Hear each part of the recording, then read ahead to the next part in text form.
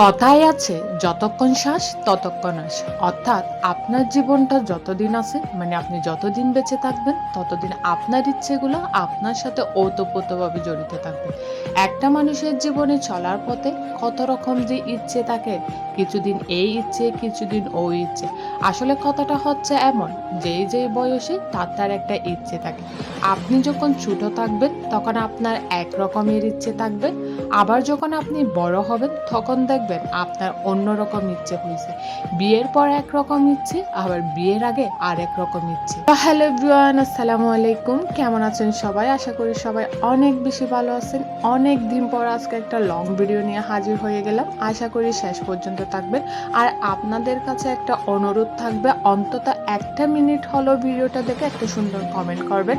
আসলে কি জানেন তো, বর্তমানে এত বেশি এঙ্গেজমেন্টের প্রয়োজন, আমরা যারা কাজ করি সবাই জানি কি, এঙ্গেজমেন্টটা না অনেক বেশি গুরুত্বপূর্ণ, কিন্তু আমরা আমাদের তাড়াহুড়া বলেন বা ব্যস্ততা বলেন বা অ্যাক্টিভিটি বলেন বা প্রথমে কমেন্ট করা বলেন, এই সব কিছুর তাগিদে না আমরা ভিডিওটা দেখে কমেন্ট কখনোই করি না। আমি বলি বা আপনি বলেন, আমরা হচ্ছে প্রত্যেকে একটা একই দাঁচের কাজ করতেছি কি, আমাদের ভিডিওটা ছাড়ার সাথে সাথে কমেন্ট করতে হবে, জাস্ট নাও এই কমেন্ট করতে হবে। এই কাজটা করার ক্ষেত্রে গিয়ে কি হচ্ছে, আমরা তো অন্যেরও ক্ষতি করতেছি, সাথে নিজেরও ক্ষতি করতেছি। আপনি যদি বলেন আপু অন্যের ক্ষতি কিভাবে করতেছি, এই যে দেখেন, আপনি যে হুট করে ভিডিওটা সারার সাথে সাথে যদি কমেন্ট করেন না, এই যে কোনো এঙ্গেজমেন্টে থাকলো না, এঙ্গেজমেন্টটা আসে থেকে জানেন। আসলে আমি যেটা মনে করি, এতদিন ধরে কাজ করার ফলে একটা ভিডিও যদি দেখে আপনি যদি সুন্দর একটা কমেন্ট করেন না, তাহলে ওই ক্ষেত্রে দেখবেন ওই ভিডিওতে অনেক বেশি এঙ্গেজমেন্ট থাকে। আর আপনি যদি ভিডিও না দেখে কমেন্ট করেন না, তখন দেখবেন অনেক বেশি ভিউস আসে কিন্তু এঙ্গেজমেন্ট না একদমই শূন্য।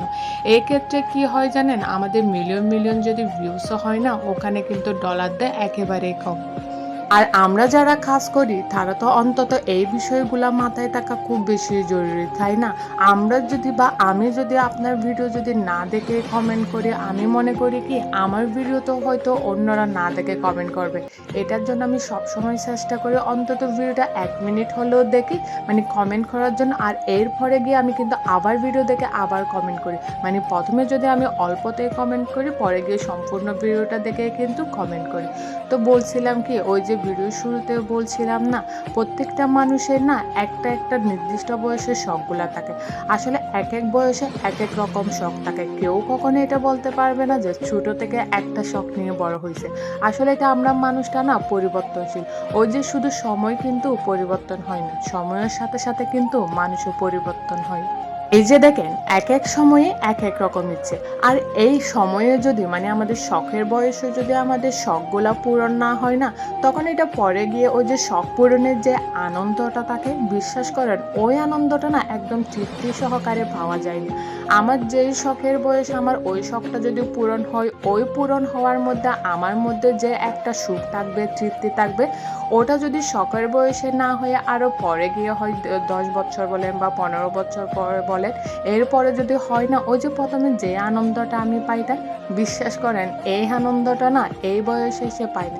আসলে একটা কি জানেন, যে কোনো কিছুর না একটা নির্দিষ্ট সময় থাকে, সময়ের ভেতর যদি ওগুলা না হয় না, তাহলে পরে গিয়ে ওটার আর কোনো তৃপ্তিই পাওয়া যায় না। হয়তো আমরা জীবনের তাগিদে সেটা মানিয়ে নিয়ে যাই।